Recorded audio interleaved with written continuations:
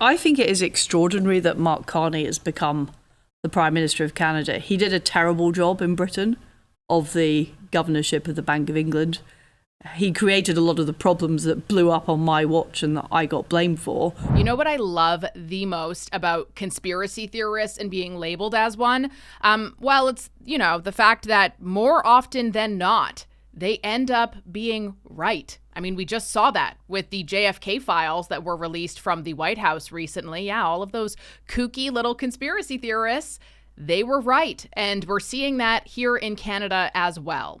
I'm Jasmine Lane. This is Over Opinionated. Pierre Poilievre fact-checked journalists hard earlier today during a press conference, and he called out not only the Liberals, but Mark Carney in particular, about some things that are starting to break and things that are starting to develop as well, that a lot of Canadians really are not familiar with. So we're going to be sharing all of that with you today. There is this shocking, not meant to be seen document by the RCMP, a memo actually that they had sent to the federal government that has been released, and it is unbelievably eye-opening and ever so conveniently comes at the heels of Mark Carney's latest appointed advisor. So if you weren't already feeling very awake, this episode is surely going to do it for you much more than the kick you got from your morning coffee, unless, I don't know, you don't drink coffee, and then in that case, that was kind of irrelevant, whatever.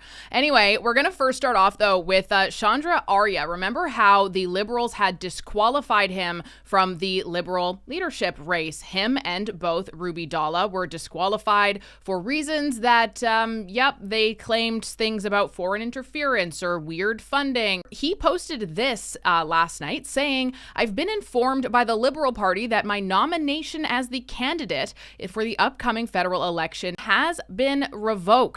Now, things like this have happened in the past, but they are highly unusual and almost always come with some very concrete evidence of something going on, which we have not had in the case of Chandra Arya.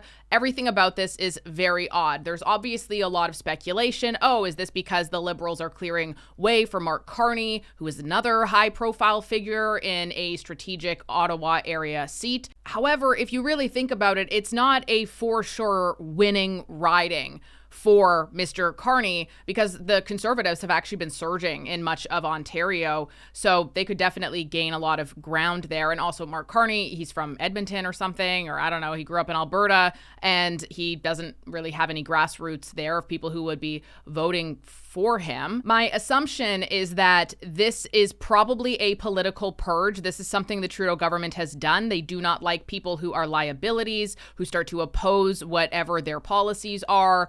I guess just oppose democracy, really. You are not allowed to be a part of this party unless you agree with 110% of the things that we agree with. It just sounds ridiculous. And even Brian Lilly from the Toronto Sun said he's been the Liberal MP since 2015. Now they won't let him run? What happened here? And I'm sure we will never have the answers to that until the federal election is called, which is supposed to be happening on Sunday, and then we will be able to see where Mark Carney decides to run so that he can have a seat in the House. You have not been elected in a federal election yet, and you recently flew to Europe on government wide-body jet at the expense of at least $500,000. So the question I have for you today, and maybe I'll say this before I ask the question, these people around you all paid for that flight, and you've not been elected yet. So will you commit to refunding these taxpayers for that flight? I need to give mad credit to the journalists here, because the questions that were asked to Mark Carney are so valid, and his reaction and responses to them were so pathetic and awful. And it really just goes to show you what is going on in this country right now, which we are going to dive a little bit deeper into. And the situation that we're in as a country, which is we are in an economic crisis that's brought on, I'm going to answer the question, brought on by the tariffs that have been put on Canada, actual and prospective.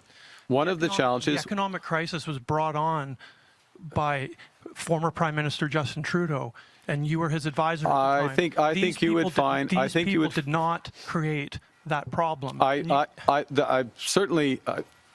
hey, nobody in Canada created that problem. Nobody in Canada created that problem.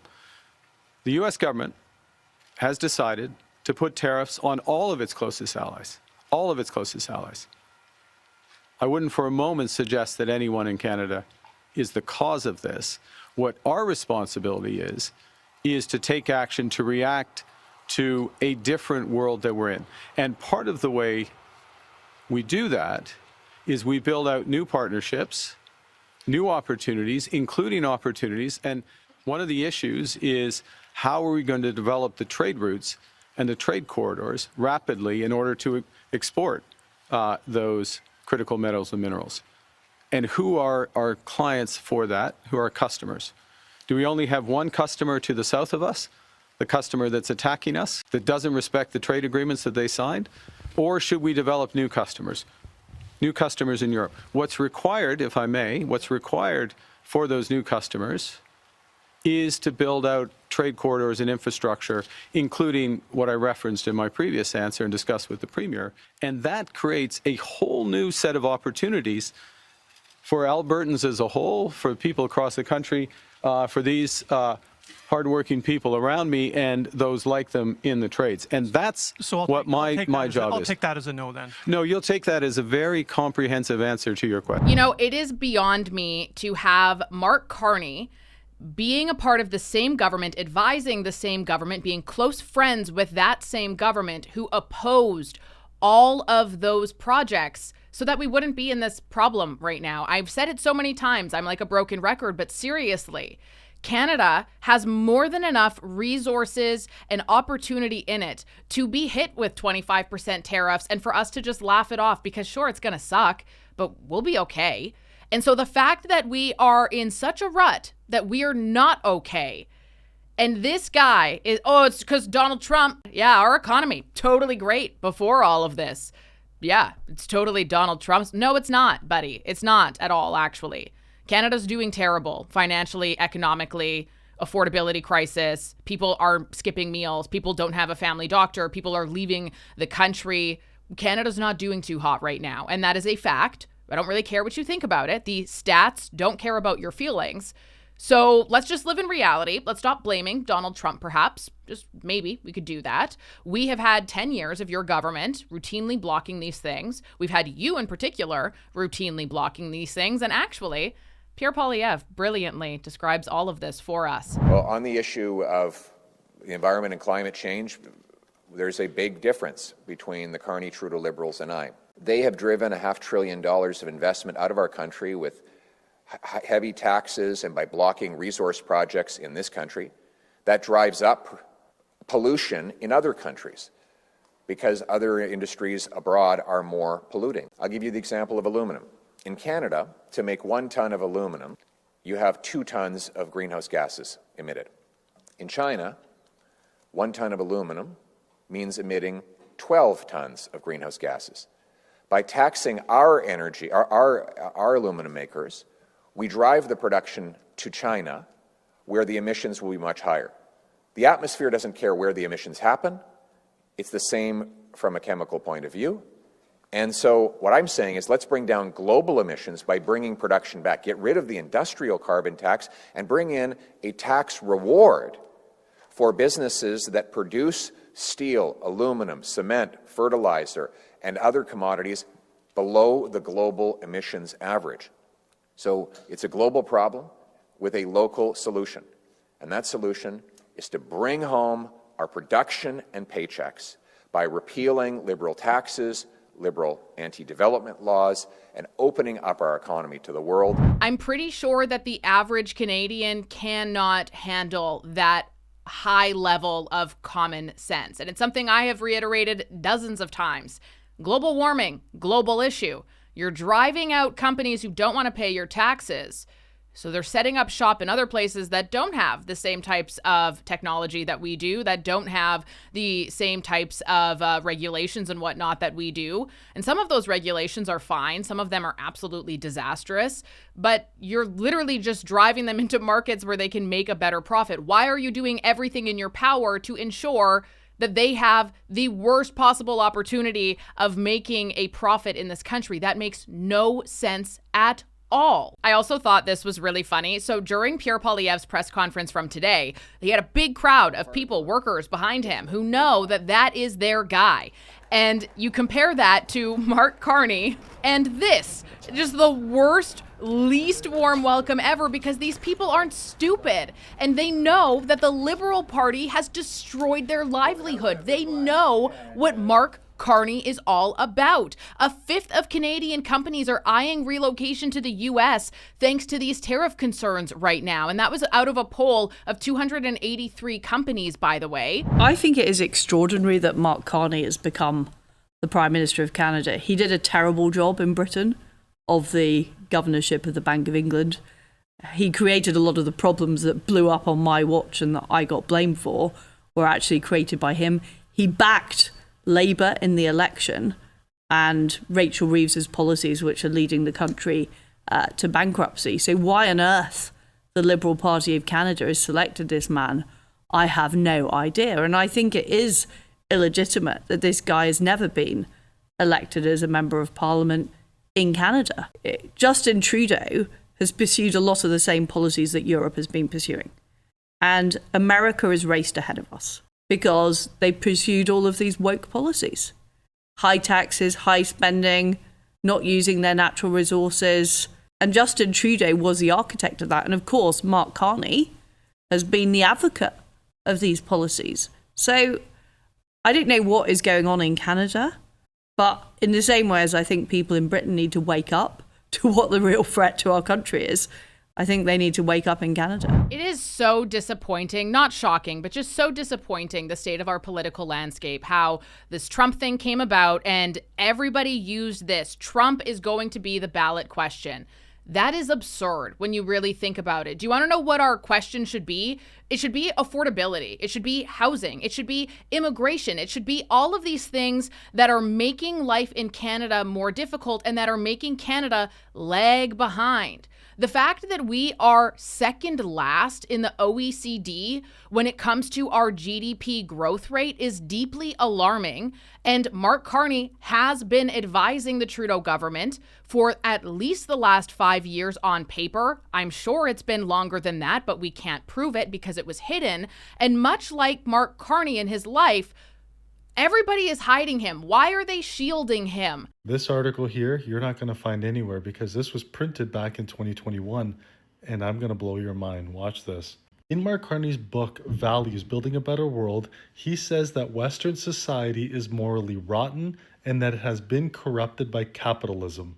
He claims it requires rigid controls on personal freedom, industry, and corporate funding. Since about 2020, Carney has been front and center in the promotion of a political agenda known as the Great Reset, all predicated on the disruption of the global economy, providing a once-in-a-lifetime opportunity to not just regulate climate, but to frame it a more fair, more diverse, and more inclusive, more safe, and more woke world. Carney draws inspiration from, among others, Marx, Engels, and Lenin. This is Mark Carney's own words. Assets will be stranded, used gasoline-powered cars will be unsellable, inefficient properties will be unrentable, he promises. He's pretending that he suddenly, 30 days before an election, changed his entire radical net zero, keep it in the ground ideology. Mr. Carney, I can't even believe he would have the audacity to show up in Edmonton. He opposed the Northern Gateway pipeline in a committee testimony while his company was buying pipelines in the Middle East. He supports carbon taxes in Canada while he invests in American coal. The fact that they're trying to put on this mask last minute before the election. Mark Carney, as the actual prime minister voted in with a mandate, will be 10 times worse than the Trudeau Liberal government. Doesn't matter what little fancy words they say to try to convince you otherwise. It doesn't matter how many of Pierre Poilievre's policies they decide to take and steal, because even though he's so wildly successful, he can't come up with his own ideas. Every single thing he has ran on has been something the Conservatives have said. And the proof in this is the fact that A, it's literally the exact same cabinet, and B, Mark Carney just brought in Mark Wiseman, who is, he's a figure behind the Century Initiative. He actually co-founded the idea. And it's funny, you hear liberals complaining about Elon Musk and, oh, it's a technocratic guy who's here to disrupt our democracy. Are you kidding? Have you even taken a look at what's happening in your own house right now and who Mark Wiseman is? No, you probably haven't, have you? Mark Wiseman was the co-founder of the Century Initiative, a lobby group that wants to bring Canada's population to 100 million people by 2100. Can I get your reaction to that? And what do you think, how do you feel about the idea of rapidly expanding Canada's population to reach 100 million by the end of the century? Well, it shows that the Liberals would be no different in a fourth term than they were in the first three. The Liberals destroyed our immigration system in their first three terms in power. They followed a radical globalist ideology of massive, uncontrolled population growth, put strain on our housing market, our health care, and our job market. Now, corporate elites like Mr. Wiseman and Mr. Carney loved it because it drives wages down. It takes jobs away from our workers in numbers that they we can't replace by growth in the job market. But it's terrible for our working class. And by bringing on Mr. Wiseman, it shows that Mark Carney supports the Liberal Century Initiative to nearly triple our population to 100 million people. We voted against the Century Initiative in the House of Commons, and the Liberals voted for the Century Initiative unanimously. That is the radical Liberal agenda on immigration. We will get back to moderate, reasonable levels of immigration.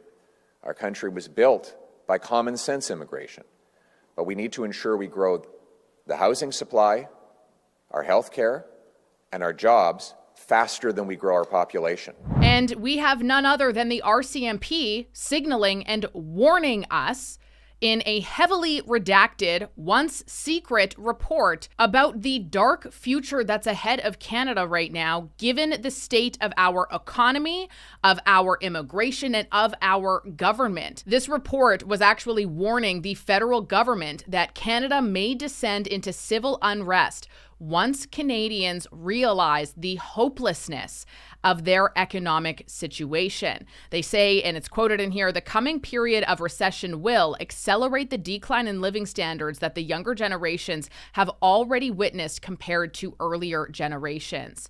Adding, for example, many Canadians under the age of 35 are unlikely to ever be able to buy a place to live. And you know what's kind of interesting about this is right on the front page of this document, it says right off the hop that the situation in Canada will probably deteriorate further in the next 5 years. And there were a couple of different themes of this report. One of them was really heavy on climate change. The other one, though, was about Canadians who are completely disillusioned with their government.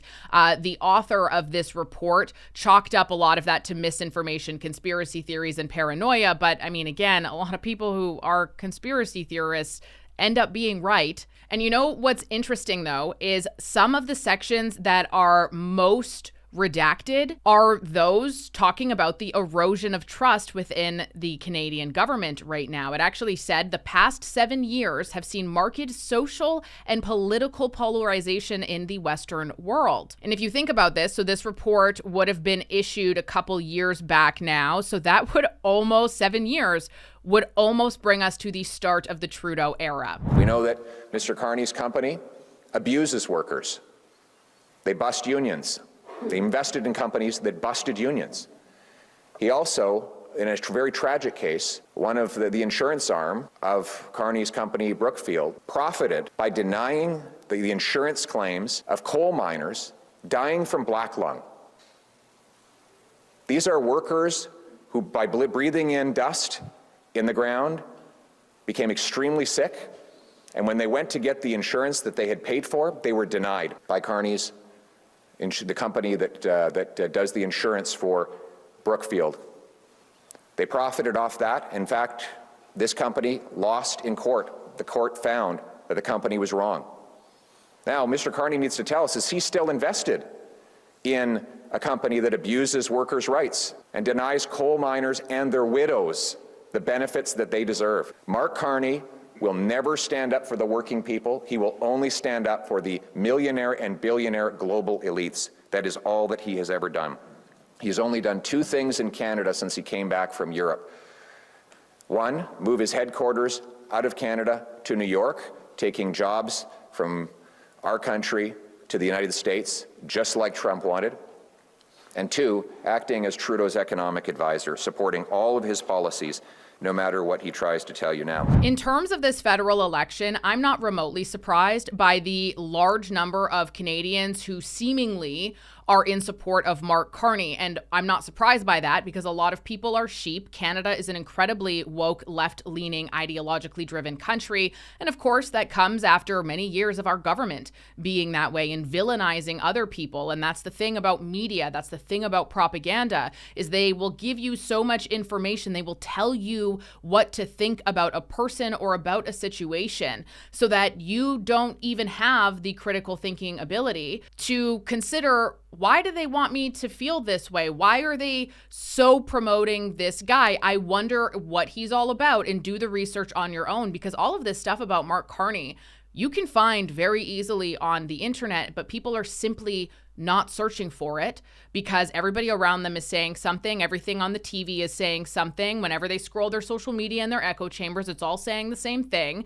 So they just take that as truth. And then human beings also have a nasty thing called pride and ego, where even if somebody disproves you, you will buckle down and you will defend that narrative until the very end, even if you know you are wrong. And so I'm not surprised by the amount of everyday Canadians who have been led to believe and lied to think that this man is going to be the next best thing.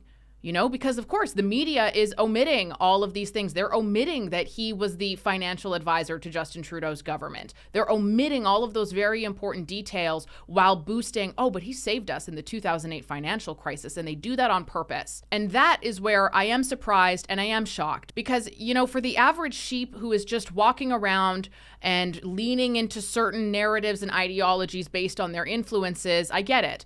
But why is it that the Canadian media is shielding Mark Carney? Why are they not telling the whole truth? Why do they want him to win? Why? I have a feeling many of us already have some speculations on the answer to that one, but of course, I would love to know yours in the comments down below. Be sure to follow, subscribe, comment your thoughts, and like this video as well. That helps YouTube push it out to more people. I'm Jasmine Lane, and I got some breaking news coming out of the NDP party. That's going to be up in an interview airing tomorrow morning with a former NDP insider, so stay tuned for that.